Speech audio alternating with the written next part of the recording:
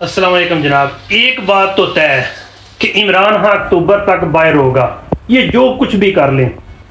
और दूसरी बार भी तय है कि असम्बलियाँ भी सितंबर तक तहलील हो जाएंगी। ये दो बातें नोट कर लें।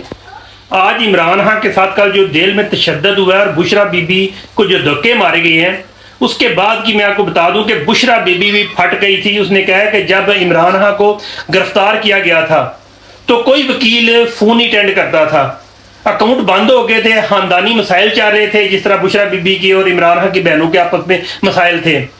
पैसे फीस पास नहीं थी, इर्द गिर्द से पैसे इकट्ठे करके वकला को फीस दी, तब ये चले।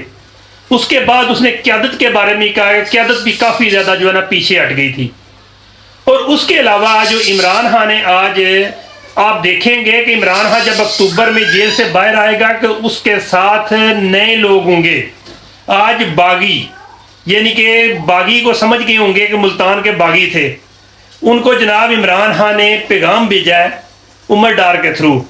यानी कि आप समझ लें कि इमरान खान के साथ जब जेल से बाहर रहेगा नए दोस्त होंगे और बहुत जल्द नए दोस्तों की मुलाकातें भी स्टार्ट हो जाएंगी। 3-4 बंदों के नाम इमरान खान ने आज ने जेल में लिए हैं।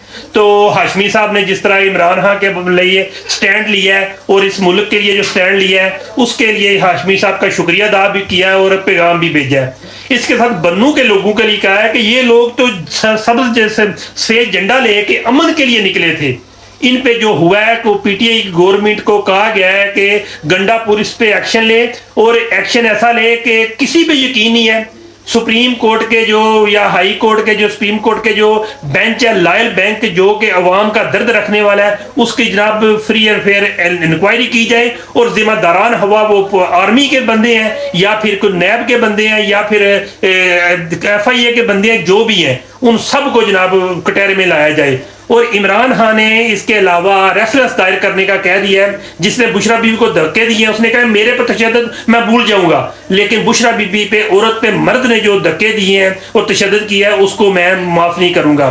चीफ इलेक्शन कमिश्नर काजी फायद ईसा और जस्टिस आमर फरूक तीनों के खिलाफ रेफरेंस और दीगर अराकीन के खिलाफ भी रेफरेंस दायर करने का कह दिया है। अब आपको मैं दोबारा बता दूं कि असम्बलियां भी तहलील होंगी और इमरान खान अक्टूबर में बाहर आएगा। बहुत ज्यादा चेंजिंग आएगी क्योंकि आपको पता है ट्रंप भी आएगा, इसके अलावा और भी कई चीजें देखेंगे और इमरान खान के साथ टीम भी नहीं होगी। पाकिस्तान जिंदाबाद।